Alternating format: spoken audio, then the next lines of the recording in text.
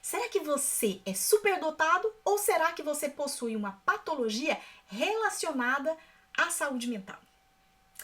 Seja muito bem-vindo no canal Cérebro em Ebulição. Você que se identifica com a superdotação e que está buscando autoconhecimento para navegar de maneira mais eficaz neste mundo.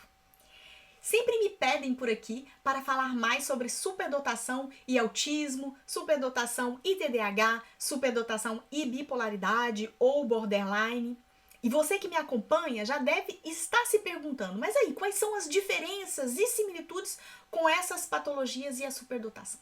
E eu já falo logo, a principal diferença que eu já posso trazer para vocês é que a superdotação não é uma patologia. Eu já falei muito sobre isso.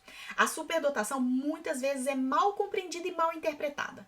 Em sua essência, ela é uma característica inata que envolve capacidades cognitivas acima da média, uma profundidade emocional e frequentemente uma percepção intensificada do mundo. Não é uma doença, um defeito ou um desordem mental. Em vez disso, ela refere-se a um conjunto de habilidades e talentos que podem levar a realizações notáveis, bem como a certos desafios. E, infelizmente, em muitos contextos, a superdotação é mal compreendida e pode ser erroneamente associada a desordens ou patologias. Em parte porque as características de uma pessoa superdotada, como sensibilidade elevada, intensidade ou uma capacidade avançada de ver conexões entre diversos conceitos, podem, à primeira vista, parecer sintomas de uma condição médica ou psicológica. Isso pode levar a diagnósticos errôneos e a tratamentos inadequados, os quais podem não só não beneficiar, mas até prejudicar o indivíduo superdotado. Portanto, há sim uma grande falta de conhecimento sobre a superdotação por parte dos profissionais de saúde mental de maneira geral, levando a diagnósticos errôneos, confundindo superdotação com transtorno bipolar, com transtorno do espectro autista, com esquizofrenia, com transtorno de déficit de atenção, com ou sem a hiperatividade, ou até com transtornos de personalidade, como a personalidade em limite ou borderline. Às vezes, pode existir um duplo diagnóstico, o que é conhecido com a Twice Exceptional. Em alguns casos, há profissionais que podem, inclusive, associar a superdotação com até mais de 2 diagnósticos. Mas lembrando que para descobrir se você é superdotado, há toda uma bateria de testes que são realizados por psicólogos ou neuropsicólogos habilitados para praticar esse tipo de identificação, que tem costume de fazer. E os testes mais conhecidos para identificação hoje, de maneira geral, são os testes da escala de Wechsler. Agora vamos lá. Observar alguns transtornos ou distúrbios psiquiátricos ou psíquicos, frequentemente confundidos com a superdotação. Eu vou citar algumas semelhanças e algumas diferenças para cada um desses perfis que eu escolhi. O primeiro é a confusão com o transtorno do espectro autista. A primeira semelhança são as sensibilidades intensas. Tanto adultos superdotados quanto aqueles com autismo podem experimentar sensibilidades intensas. No caso dos superdotados, essas sensibilidades podem se manifestar como uma reação emocional profunda à arte, música ou questões mundiais. No caso do autismo, as sensibilidades elas são muitas vezes mais relacionadas a estímulos sensoriais, como luzes brilhantes ou ruídos altos. E o superdotado também pode viver essas sensibilidades. A segunda semelhança é a profundidade de concentração. Ambos podem ter a capacidade de se concentrar intensamente em áreas de interesse. Pessoas superdotadas podem se aprofundar em tópicos que se apaixonam, enquanto os indivíduos com autismo podem também demonstrar interesses restritos ou focos intensos em certos tópicos ou atividades. Já as diferenças, eu citaria primeiro a questão das habilidades sociais. Enquanto os adultos superdotados podem enfrentar desafios sociais, mas que são muito mais ligados a diferenças intelectuais ou emocionais, muitas vezes eles são capazes de entender e navegar em contextos sociais diferentes. Por outro lado, adultos com autismo frequentemente apresentam dificuldades significativas na interação social e muitas vezes devido a desafios na comunicação e em compreender sutilezas sociais, coisa que o superdotado não sente. Essas dificuldades do autismo são inclusive uma característica central do autismo. A segunda diferença é o desenvolvimento de habilidades. Superdotados geralmente demonstram habilidades avançadas em uma ou mais áreas desde muito cedo e muitas vezes têm um desenvolvimento acelerado em certas habilidades em comparação com seus pares. Em contraste a isso, indivíduos com autismo podem apresentar atrasos no desenvolvimento em certas áreas, especialmente em habilidades sociais e de comunicação. Embora alguns também possam ter habilidades avançadas ou especiais em áreas específicas. É claro que é essencial lembrar que tanto a superdotação quanto o autismo têm espectros amplos, né? As características de um indivíduo superdotado ou com autismo podem variar significativamente de uma pessoa para outra. Além disso, é possível que uma pessoa seja simultaneamente superdotada e autista, o que às vezes é referido como a dupla excepcionalidade que eu disse para vocês. Isso é válido para todos os transtornos que eu vou apresentar inclusive. Além disso, estudos já mostraram que existe uma associação entre alta inteligência, ou melhor, indivíduos altamente inteligentes, e o transtorno no espectro autista. Os distúrbios podem ser devidos a um funcionamento mais intenso do cérebro, né? Existe uma correlação positiva entre maiores habilidades intelectuais e um risco poligênico de transtornos do espectro autista. O segundo transtorno que eu vou apresentar para vocês é o tão conhecido TDAH, né? O transtorno de déficit de atenção com ou sem hiperatividade. Gente, TDAH, o H, ele sempre existe a partir de agora, tá? Este é muitas vezes confundido com a superdotação. Vamos lá, com duas semelhanças importantes, né?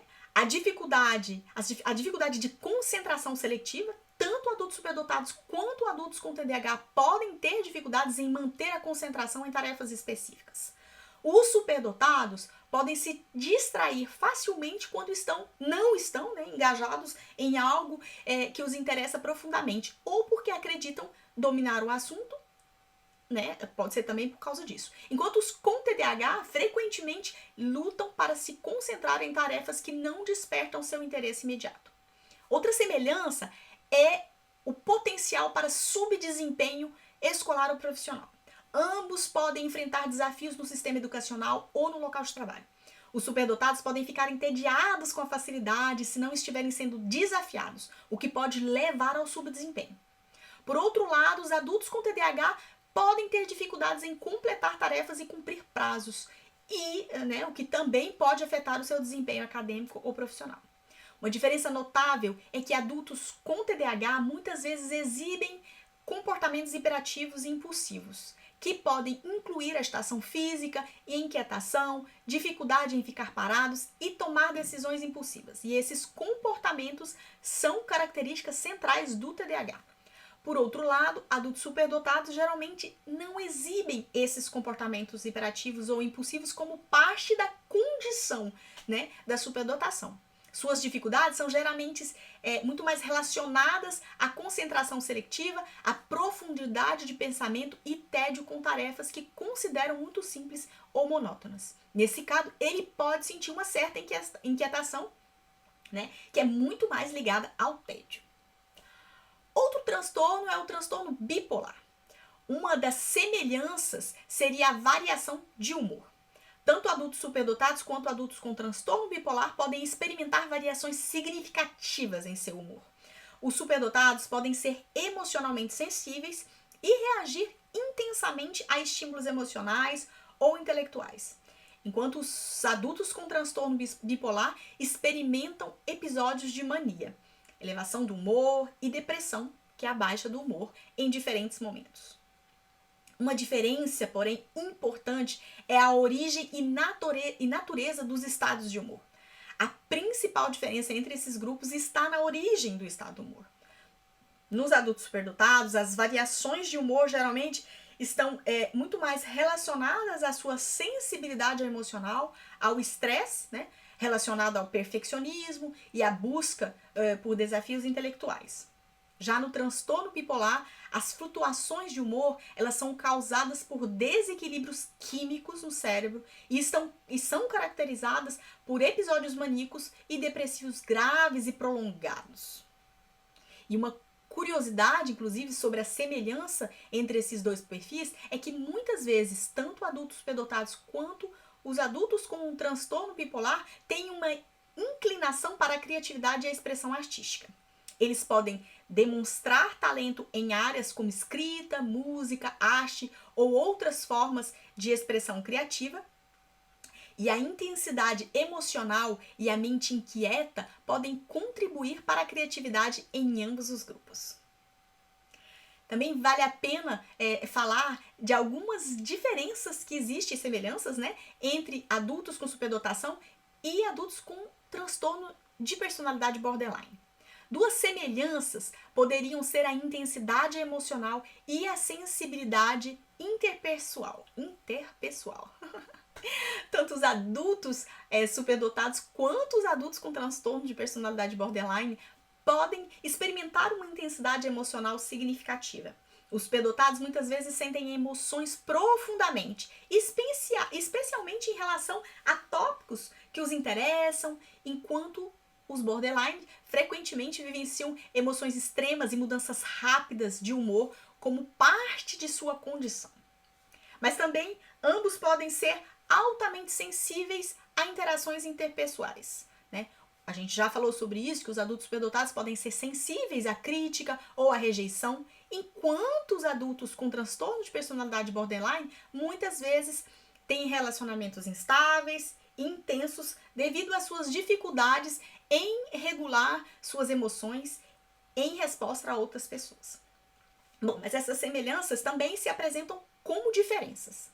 A principal diferença, justamente, entre esses grupos está na origem das emoções intensas, né?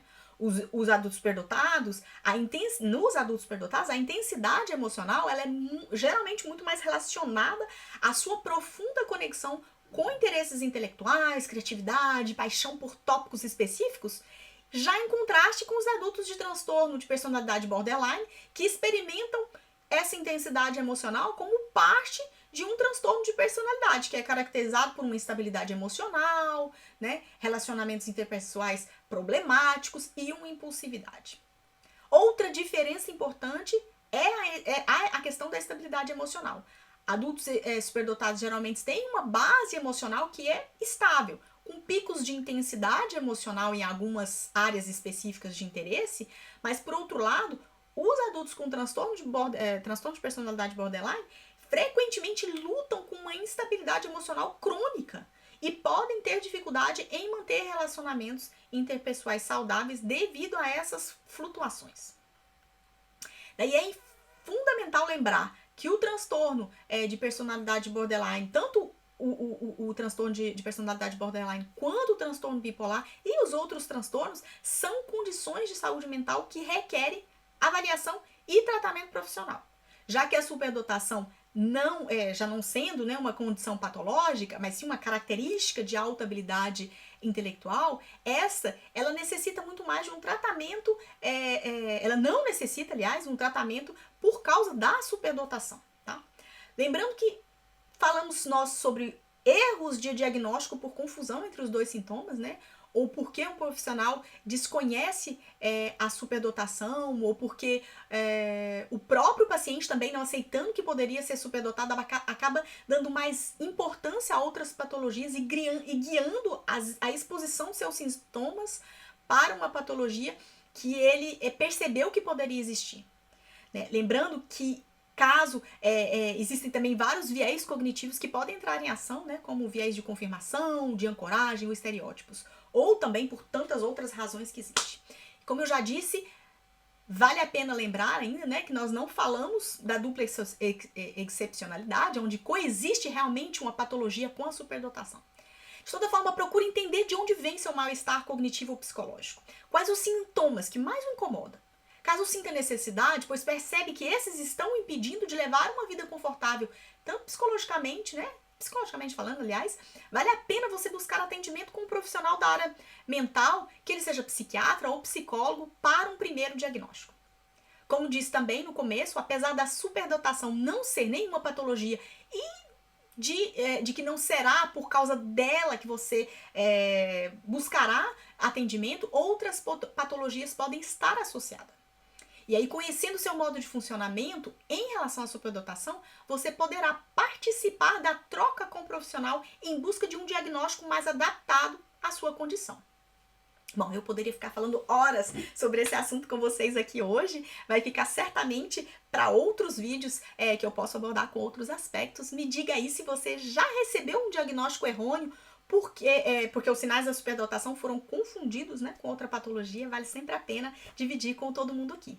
Se você gostou, não esqueça de curtir o conteúdo, compartilhar, se inscrever no canal, para sempre estar recebendo conteúdos relevantes. Mais uma vez, continue buscando conhecimento para seu crescimento pessoal.